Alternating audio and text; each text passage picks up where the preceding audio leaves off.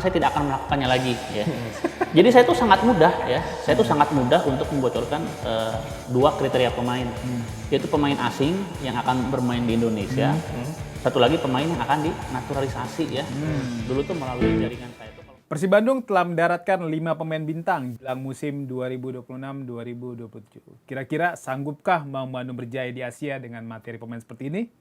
Nah, hari ini di podcast Locker Room, gua Ramdhani Bur dan juga rekan gua nih, Pak Wikanto Arumbodoyo akan menemani teman-teman nih untuk membahas soal Persib Bandung jelang musim baru. Nah, di episode kemarin tuh atau di 2 episode lalu banyak yang bilang ini nggak relate nih, masa iya Persib Bandung yang bahas expand Persija. Nah, makanya hari ini gua membahas Persib Bandung dengan salah satu Dedengkot Boboto nih. Salah satu sosok itu adalah Kang Eko Maung. Halo, Kang Bur.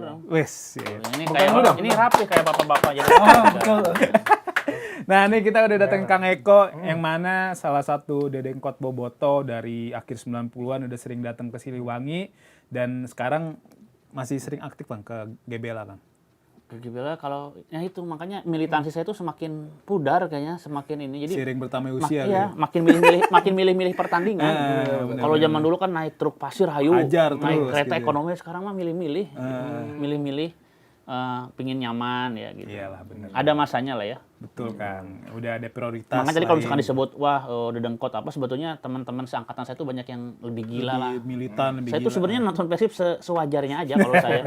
Iya. Suka merendah. Yang lain lebih parah lagi beneran. Kang, ini kalau di medsos Kang Eko nih sering banget di baju ada tulisan Boboto toxic. Itu artinya apa sih Kang? Boboto toksik ya. Nah itu sebetulnya kan transisi ya, transisi. Jadi kan tadi saya udah bilang tuh, jadi semua boboto tuh ada fasenya. Kayak saya tuh, kalau misalkan teman-teman lihat follow medsos saya, kemarin saya secara tidak sengaja ketemu sama, dulu saya kuliah di Unpad ya, ada anak manajemen tuh. Di salah satu kantin dekat Jalan Sekeloa ya, ketemu nggak sengaja, nah 20 tahun yang lalu, ya, itu temennya dia itu, kan anak The Jack tuh, itu saya teror sampai ke kosan, sampai nggak berani keluar. Itu, saya ngeliat di Itu medsos kan tuh. toksik. Oh, nonton ya?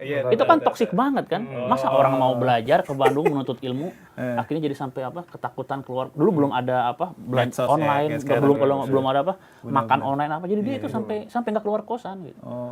Nah, itu ceritanya ya pokoknya banyaklah hal-hal toksik ya, hal toksik udah gitu denda-denda yang merugikan klub ya, udah gitu konvoy nggak kondusif, mengancam warga, itu kan toksik banget ya. Nah, maksud saya ketika saya kan memberikan edukasi nih sama bikin buku juga, udah bagi buku udah pernah ngasih? Udah ya. kemarin gitu. Nah, buku edukasi, bikin acara-acara edukasi, maksudnya bukan berarti saya itu bersih loh saya gini, enggak. Saya tuh pengen ngasih tahu juga, saya juga pernah toksik. Cuma kan itu karena kita sekarang ada banyak media untuk edukasi ya harus dipercepat dong fasenya. Jangan udah tua, udah umur 30-an masih toksik gitu. Kalau bisa menjelang 25 itu udah pada Udah insaf dewasa gitu. gitu ya. Minimal nggak merugikan klub, terus nggak membuat orang lain merasa dirugikan, merasa terancam gitu. Oke. Nah kan nih Kang Eko termasuk yang salah satu yang mencintai Persib lah. Musim lalu kan Kang Eko sempat membocorkan salah satu transfer nih, Lucho ke Persib dari Perak FC. Nah kali ini Kang Eko kayaknya adem-adem aja nih. Oke, ini nih aku buka ya. Jadi kalau misalkan teman-teman yang ngikutin saya tuh sering ya 3 apa 4 musim kemarin. Jadi betul-betul kalau diperhatikan di media-media itu akun saya yang pertama kali membocorkan transfer sebelum Persib, sebelum ofisial, dan belum rumor juga nggak ke arah sana gitu ya. Saya akan menceritakan, akan membocorkan kenapa saya bisa seperti itu, karena saya tidak akan melakukannya lagi ya. Jadi saya tuh sangat mudah ya, sangat mudah untuk membocorkan 2 kriteria pemain, yaitu pemain asing yang akan bermain di Indonesia, satu lagi pemain yang akan dinaturalisasi ya. Dulu tuh melalui jaringan saya tuh kalau pemain asing berarti teman-teman di imigrasi sama Kemenaker ya, karena Kemenaker tuh kalau setiap kali penggunaan tenaga kerja asing ada yang namanya RPTKA, ya, ada yang namanya itu rencana penggunaan tenaga kerja asing. Nah, kalau imigrasi kan jelas ya tentang paspor, izin tinggal gitu ya. Nah, dulu tuh ada relasi-relasi ya, relasi-relasi gitu. Cuma sekarang ya makanya nih seiring usia juga ya, udah tua gitu, masih pingin cari sensasi kayaknya. Enggak deh, lagi itu kan mencampur adukan urusan kesenangan medsos. Saya kan di medsos cuma have fun ya, have fun, senang-senang, mencampur adukan urusan senang-senang sama hal-hal profesional ya. Jadi kurang elok lah. Makanya udah 2-3 tahun ini saya nggak lagi seperti itu gitu. Bahkan untuk nanya pun enggak, karena saya khawatir walaupun cuma nanya doang, tahu info kan kadang-kadang suka nyeplos ke teman kalau ngobrol akhirnya jadi beredar lah gitu, kemana-mana ya. gitu. Nah itu yang pertama, gampang, sangat mudah sebetulnya. Sampai hari ini pun kalau pengen tahu siapa pemain asing main di Persib, Persija, Persebaya, gampang, karena sangat punya mudah. aksesnya. Ada ya yang bisa saya tanya, cuma saya nggak melakukan. Yang kedua tentang naturalisasi, itu juga mudah gitu loh. Karena kan pewarganegaraan ya, pewarganegaraan atau naturalisasi kan pengambilan sumpah apa, itu dilakukan juga dengan teman-teman instansi circle saya juga itu ya, circle saya gitu. Jadi sangat mudah. Cuma itu juga lagi-lagi tidak saya lakukan gitu lah. Dan biar fair lah sama apa teman-teman yang suka apa ngonten ya, apa namanya influencer konten kreator, biar fair lah. Jadi saya sekarang kalau bikin konten ngikutin kalian-kalian juga gitu. Yang rame apa ya lucu-lucuan gitu. Soalnya kalau 3-4 musim yang lalu yang saya tahu, saya ingat nih yang paling heboh sampai bikin suasana tim nggak kondusif, saya masih ingat. Dulu tuh Persib tuh ini zamannya siapa? Rene Albert nih, zamannya Rene Albert. Dulu tuh Persib dirumorkan kan akan menggait pemain asing apa ya. Cuma setiap kali wartawan nanya ke manajemen pasti nanti. Jadi gitu. Bobo tuh dibuat bingung. Saya kasihan juga nih, kasihan ya udahlah nanya kan. Akhirnya muncul Kang Eko ini ada apa 2 paspor Belanda, 1 paspor Filipina, tapi dia kok punya darah Swedia ya. Itu 3 orang ini adalah Nick Kuiper, satu lagi Kevin yang Belanda, satu lagi Omid. Udah saya bikin konten siang, habis makan siang ya, jam 12 itu ramai tuh.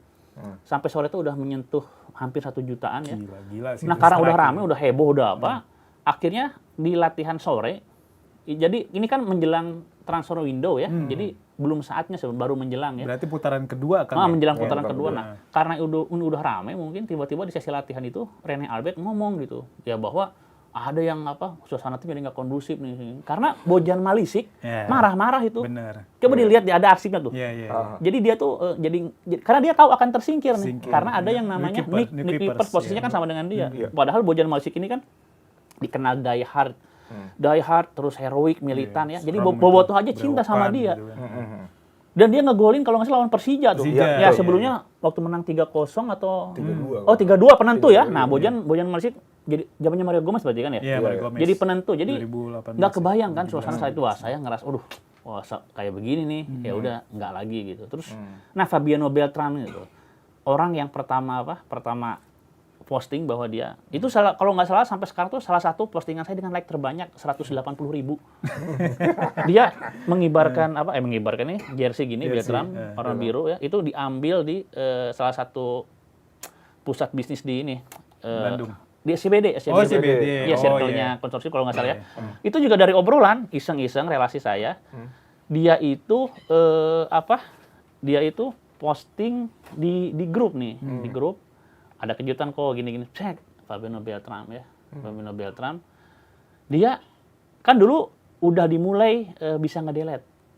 Ya, kita kirim WhatsApp. Bisa dihapus. Ketika dia kirim langsung screenshot dong. Gitu. Dia tuh telat 5 detik tuh. Dia baru nyadar sih ada si Eko ini. Dia delete udah terlambat gitu. Baru nyebar tuh. Itu Fabiano Beltran tuh waktu ke Persib gitu. Jadi intinya gitu teman-teman ya, kalau yang suka nanya-nanya, Kang Eko gimana nanya? Kayaknya untuk saat ini ya, walaupun saya tahu juga saya lebih suka mengikuti arus aja lah udah gitu. Ya lebih buat kemarin nyaris lagi nih kalau yang ngikutin akun saya lagi-lagi. Ya. Yang Jepang kemarin saya udah nyaris lagi. Makanya kemarin saya bikin konten saya jajarin tuh jersey Jepang saya gitu. Cuma ternyata ada berita perkenalan di Braga. Itu. Tadinya saya tuh kepikiran gini, Mangun dulu, si Jepangnya ini nanti. Saya nggak menunggu. Kalau nggak salah itu pertama kalinya langsung 2 pemain ya. Sebelumnya kan ada Sandy Walsh sama Luka Menalo bareng berdua. Bareng langsung berdua. Saya kira satu-satu kan. Saya kira kan harian, enggak. Saya kira kayak kalau kuli bangunan tuh harian nih. Saya kira Mangun dulu, baru mungkin minggunya kan kemarin Sabtu. Minggunya baru yang Jepang. Ternyata bareng. Makanya ketika saya naikin konten itu Minggu pagi itu saya baru yang Jepang. Padahal malamnya itu udah bisa. Itu kontennya hari Minggu pagi, ngomong doang nggak ada suaranya. Iya itu sorry ya, yang apa? Kirain sengaja, makanya ini kok nggak ada suaranya sih. Sorry yang Jepang. Tapi udahlah, enggak itu aja bukti bahwa dengan segala keterbatasan ya, saya tuh isengnya saya itu kadang-kadang nggak bisa ngontrol gitu. Benar. Makanya saya nggak akan melakukannya lagi tuh ya. Kang, ini tadi Kang Eko juga